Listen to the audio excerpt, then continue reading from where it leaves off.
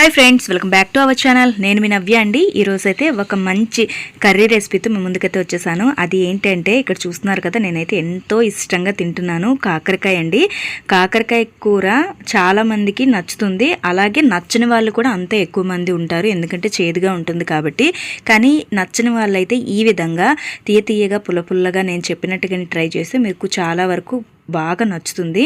అది కూడా డిఫరెంట్గా ఇక్కడ చెప్పబోతున్నాను. ఇక్కడ చూస్తున్నారు కదా, బాల్స్ లాగా ఉన్నాయి కదా, అది తెలుసుకోవాలంటే వీడియోనైతే స్కిప్ చేయకుండా చివరి వరకు చూసేయాలి. ఇది మా అమ్మ రెసిపీ అన్నమాట. మా అమ్మ నేర్పించిన కర్రీ. కాకరకాయ అంటే జనరల్గా చేదుగా ఉంటుంది కాబట్టి తినం కదా, అందుకని చెప్పేసి ఈ విధంగా మాకు చిన్నప్పుడు వండే అయితే పెట్టేది. ఇప్పుడు నేను మీతో ఈ రెసిపీ అయితే షేర్ చేసుకుందాం అనుకుంటున్నాను. మరి ఎందుకంటే ఆలస్యం, మన వీడియోలోకి అయితే వెళ్ళిపోదాం.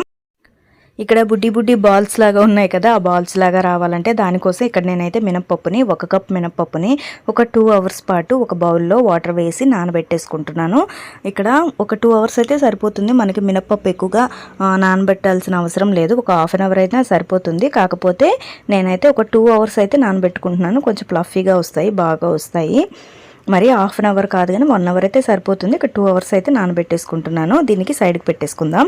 అలాగే ఇది మనం పుల్లగా తీయగా అని చెప్పాను కదా, ఇక్కడ పులుపు కోసం చింతపండును కూడా నానబెట్టి పెట్టేసుకున్నాను. ఇప్పుడు స్టవ్ ఆన్ చేసుకొని కడాయి పెట్టుకొని, కడాయి హీట్ ఎక్కాక 1 టేబుల్ స్పూన్ ఆయిల్ అయితే వేసుకుంటున్నాను. అలాగే ఇక్కడ పోపు దినుసులు కూడా వేసుకుంటున్నాను. ఆవాలు, జీలకర్ర, అలాగే మినప్పప్పును కూడా వేసుకుంటున్నాను. ఇవి గోల్డెన్ బ్రౌన్ వచ్చేంత వరకు మినప్పప్పును అయితే చక్కగా వేయించుకోవాలి.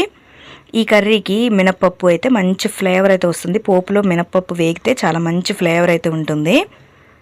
చూసారు కదా, ఇక్కడ గోల్డెన్ బ్రౌన్ కలర్ అయితే వచ్చేసింది కదా.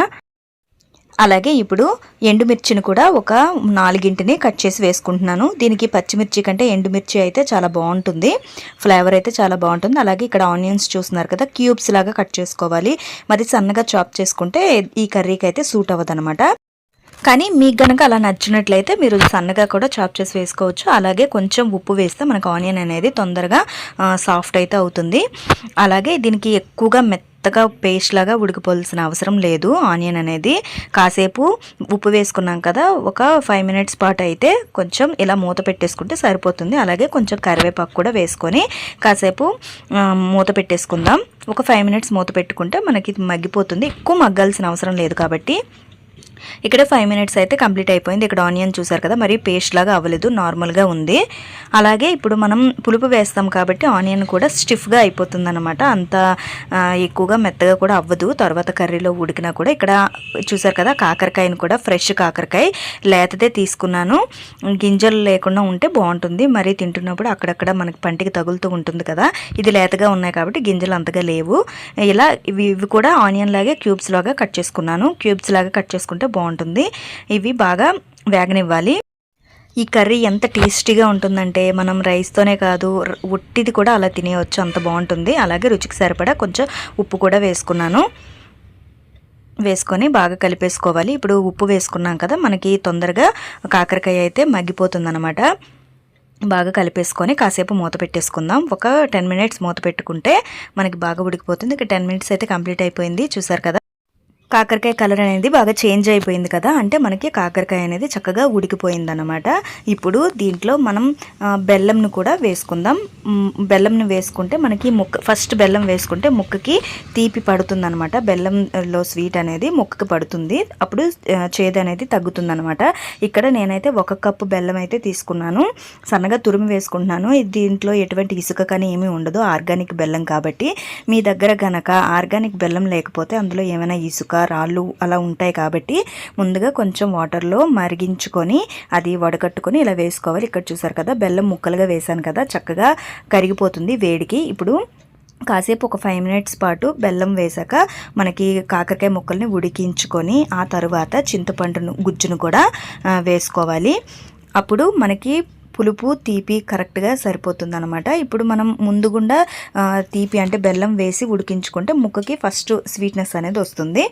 అలాగే ఇక్కడ చింతపండు కూడా మనకి ఎంత అవసరం అవుతుందో అంత వేసుకోవాలి. నేను ఇక్కడ కప్పు బెల్లంకి అయితే 1/2 కప్ చింతపండు గుజ్జునైతే వేసుకున్నాను. ఎందుకంటే మనకి తీపి పులుపు సమానంగా ఉంటే చాలా టేస్ట్గా ఉంటుంది. ఇప్పుడు ఒకసారి బాగా కలిపేసుకొని రుచికి సరిపడా అంటే ఇప్పుడు మనం పులుపు తీపి వేసాం కదా, కొంచెం ఉప్పు అలాగే పసుపు వేసుకొని బాగా కలిపేసుకోవాలి. ఇక్కడ చూస్తున్నారు కదా, కంప్లీట్గా బెల్లం అయితే కరిగిపోయింది. అక్కడక్కడ చిన్నగా ఉన్నాయి కానీ కరిగిపోతుంది. కాసేపు మూత పెట్టేసుకుందాం. మూత తీసి చూసుకుంటే ఇక్కడ చూసారు కదా, కలర్ అంతా చేంజ్ అయిపోయింది, బెల్లం అంతా పాకంలాగా వచ్చింది కదా. ఇప్పుడు రుచికి సరిపడా కొంచెం కారం, అంటే మనం ఎండుమిర్చి వేసాం కదా, మనం టేస్ట్ చూసుకొని కారం సరిపోతే మనం కారం కూడా వేసుకోవచ్చు. కలిపేసుకున్న తర్వాత ఇక్కడ నేనైతే 1 కప్పు వాటర్ కూడా వేసుకుంటున్నాను.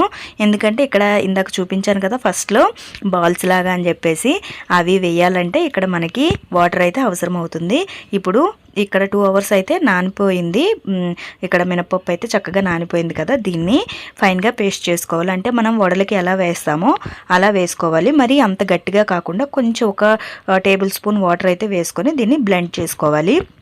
ఈలోగా మనకి ఆ కర్రీ అయితే మరుగుతుంటుంది కదా, ఈలోగా మనం ఇక్కడైతే పేస్ట్ చేసేసుకున్నాం. ఇప్పుడు దీన్ని ఇక్కడ మీకు చూపించే విధంగా ఇక్కడ చూస్తున్నారు కదా, ఈ కన్సిస్టెన్సీ అయితే ఉండాలి. ఇప్పుడు ఇక్కడ బాగా మరిగిపోతుంది కదా మన కర్రీ, వాటర్ అయితే బాగా మరిగిపోయింది కదా. నేనైతే టేస్ట్ చూసుకుంటున్నాను, అన్నీ పక్కాగా కరెక్ట్గా సరిపోయాయి. ఉప్పు కారం అంత తీపి పులుపు అన్నీ సరిపోయాయి. ఇప్పుడు ఇక్కడ నేను చూపిస్తున్న విధంగా ఇదే మెయిన్ అనమాట ఈ కర్రీకి. ఇలా తీసుకొని చేతిలోకి చిన్న చిన్న బాల్స్ లాగా మనకు కర్రీలోకి విడిచిపెడితే అవి మనకి వాటర్ మరుగుతుంది కదా, ఆ బాయిలింగ్లోనే చక్కగా ఉడికిపోతాయి. ఎటువంటి చెదిరిపోవటం కానీ ముక్కలుగా అయిపోవటం కానీ ఏమి ఉండదు. ఇలా బాల్స్ లాగే వేసినట్టే ఉంటాయి. చాలా బాగుంటుంది ఈ కర్రీ అయితే, చాలా అంటే చాలా టేస్టీగా ఉంటుందండి. మళ్ళీ చెప్తున్నాను. ఇప్పుడు మనం వేస్తున్న బాల్స్కి కూడా అందులో ఉండే పులుపు, ఉప్పు, కారం, తీపి అన్నీ చక్కగా పట్టేస్తాయి అన్నమాట. ఈ కర్రీ అయితే మనం ఒట్టిదే ఇలా తినేయచ్చు, అంత బాగుంటుంది. ఇక్కడ చూస్తున్నారు కదా, మధ్యలో ఖాళీ చేసుకుంటూ మనం ఎంత అవసరం అవుతుంది అని చెప్పేసి దాన్ని బట్టి అలా బాల్స్ లాగా వేసేసుకోవటమే. ఎప్పుడు రొటీన్గా కాకుండా, అంటే కాకరకాయ అంటే ఫ్రైయే చేసుకుంటారు, అలా కాకుండా ఇలా కూడా చేసుకోవచ్చు. ఇప్పుడు అన్నీ మనం వేసేసాం కదా బాల్స్ లాగా, మరి వెయ్యగానే అటు ఇటు తిప్పేస్తే మనకి ముద్దలాగా ఉంటుంది కాబట్టి మనకి ఆ బాల్స్ అనేవి గట్టిపడవన్నమాట. ఈ బాల్స్ కూడా గట్టిగా ఉండవు, చాలా సాఫ్ట్గా ఉంటాయి, తింటూ ఉంటే చాలా బాగుంటుంది. ఇలా ఒక 5 to 10 minutes అయితే ఉడకనివ్వాలి. 10 minutes కూడా అవసరం లేదు, ఒక 5 minutes ఆ వేడికే మనకి ఇదంతా బాయిల్ అయిపోతుంది అనమాట. చూసారు కదా, మనం వేసిన బాల్స్ అన్నీ పైకి తేలిపోయాయి కదా, అంటే బాగా ఉడికిపోయినట్టు. ఇక్కడ మీకు చూపిస్తాను. చూసారు కదా, ఇలా మొత్తం ఈ చిట్టుబూరల్లాగా చాలా చాలా బాగుంటాయి. ఇప్పుడు స్టవ్ ఆఫ్ చేసుకొని మూత పెట్టేసుకుంటే, మూత తీసి చూసుకున్న తర్వాత ఇక్కడ మనకు ముందు అయితే పులుసులాగా ఉంది కదా, ఇక్కడ చూస్తున్నారు కదా, అంతా చిక్కబడిపోతుంది అనమాట. అంటే ఆ జ్యూస్ అంతా ఆ బాల్స్కి అంతా పట్టేస్తుంది. టేస్ట్ అనేది చాలా బాగుంటుంది. ఒకసారి తప్పకుండా ట్రై చేయండి, చాలా కమ్మగా ఉంటుంది ఈ కూర అయితే. ఇప్పుడు ఒక సర్వింగ్ బౌల్లోకి అయితే తీసుకుందాం. చూసారు కదండి, ఈ రెసిపీ అయితే చాలా బాగుంటుంది. తప్పకుండా ట్రై చేయండి. ట్రై చేసి ఎలా ఉందో నాదైతే షేర్ చేసుకోండి. అంతకంటే ముందు మన ఛానల్ని ఎవరైనా సబ్స్క్రైబ్ చేసుకోకపోతే సబ్స్క్రైబ్ చేసుకోండి. పక్కనే ఉన్న బెల్ ఐకాన్ క్లిక్ చేస్తే నేను చేసే ప్రతి నోటిఫికేషన్ మీకే మొదటిగా వస్తుంది. ప్లీజ్ నా ఛానల్ సపోర్ట్ చేయండి. Thank you.